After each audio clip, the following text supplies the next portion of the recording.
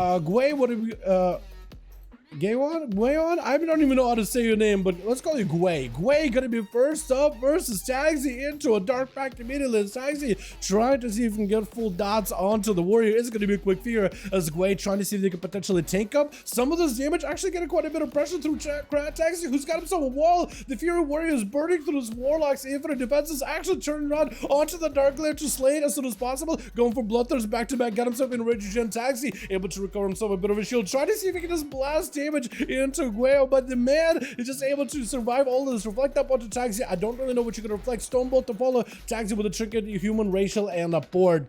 As Gwayon not really in a great spot right now. But he has a leap in order to reconnect back with Tags and Mortical to follow. Got himself a bit of a drain in life, trying to see if he can put the pressure onto the Fury. Soul Rot right after. Shadow Fury trying to go for it. It's going to be a quick interrupt by Tags to take advantage of this massive haze buff in order to maximize damage, but the Fury does not want to be stopped right now. He's got plenty of healing. Bloodthirst on cooldown. Got himself the charges and is able to mitigate a lot of this damage just through survivability alone. The combat healing this man can do. Between Bloodthirst, between your, I guess, pending victories, between whatever passive healing you can do with, I guess it is what, double in rage? Double rage and blow PvP talent. Is that still a thing?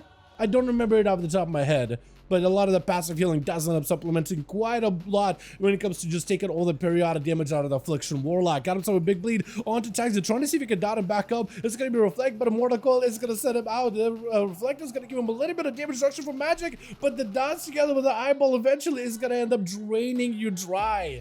Krager trying to see if he can reposition back towards the start of the arena. I think just to make sure that Taxi gets a proper opportunity, or maybe not to give Taxi a wrong idea of who's dueling next. Albedo gonna be up next to the Retribution Paladin, get hit with a Fury immediately. Double Fear by Taxi as just loading him up full of dots back to back. Does Albedo just break that Fear? Was it a judgment that he used in order to cleanse himself? Potentially, it might have actually been. As Taxi tried to kite him out, maybe going to go for a port, trying to see if they could put Albedo out in the open, away from any caterpillars. Dark Pact in order to tank up against this Paladin onslaught with more drained lives. Immediate interrupt by the Retribution Paladin. Doesn't want to let Taxi get a proper cast off into a full fear. The Paladin is out in the open, no line of sight, has to burn a bubble in order to survive a lot of this damage. And Taxi is in a perfect spot where he can always go for a port or a gate, and he can always back up out of there whenever possible, trying to make sure there's quite a bit of distance between him and the Paladin anytime the Paladin is on the approach. Into a trick by Albedo, stun onto Taxi, maybe in a bit of trouble. Dark back up very, very soon. Does he have a Mortal Call? He definitely needs one. It's gonna get interrupted. Dark back last second, got himself Soul Burn, Hellstone, just to give himself as much health at the last second. Fear onto Albedo, into a port before the Wake of Ashes finishes his full combo, and Taxi definitely needs to go for as much self-healing as possible. Got himself drain life, able to recover quite a lot of health. Of the dots is gonna be another, trying to go for a Fear onto Albedo. It's gonna be, oh, precognition does get used, but Albedo just had so much damage to overpower him, even as a Warlock, when he ended up getting himself a proper juke. The man still was able to take you down. Oh, man, I really gotta figure out what this name is gonna be, man. What's his name? So the first part of the name, before what looks like a letter B, that letter N with a hat. From the first letter to that, that's a word. I forget it's like envy, I think. Should I call him Envy? I think I'm gonna call him Envy. I think we're gonna call this warrior Envy, because I feel like calling him the arms warrior on the team too, it just does not suffice. Envy. I think it's Envy.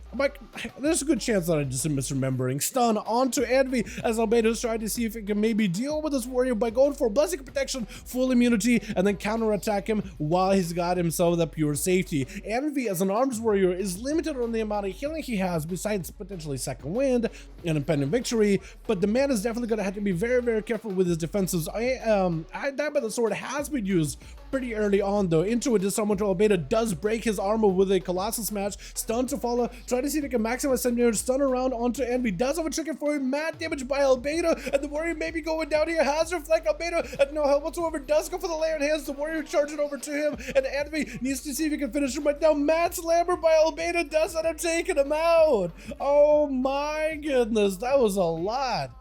Wrathful Wings is what it translates. Is it Wrathful? I called him Envy. Wrathful Wings. That's a much better name than Envy, honestly. All right, Broton, I'll refer to you for the proper translations then, dude. I'm losing my touch. I'm losing my touch. Wrathful Wings is much better than Envy. This man is gonna go through at least 3-4 names before this evening is done, dude. I swear. Aurella's gonna be up next versus Albedo. I think trying to go for a bit of an honor duel, but Albedo's like, yep, stay away. Stay away.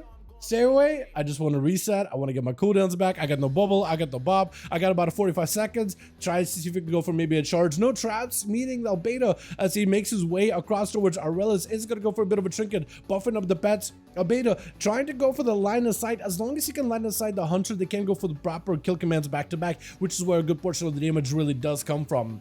And Aurelis definitely needs to make a play. 25 seconds until Bubba's back up. So Albedo is just saving and buying himself as much time as possible. It is going to be Aurelis trying to go for a bit of an explosive shot with a...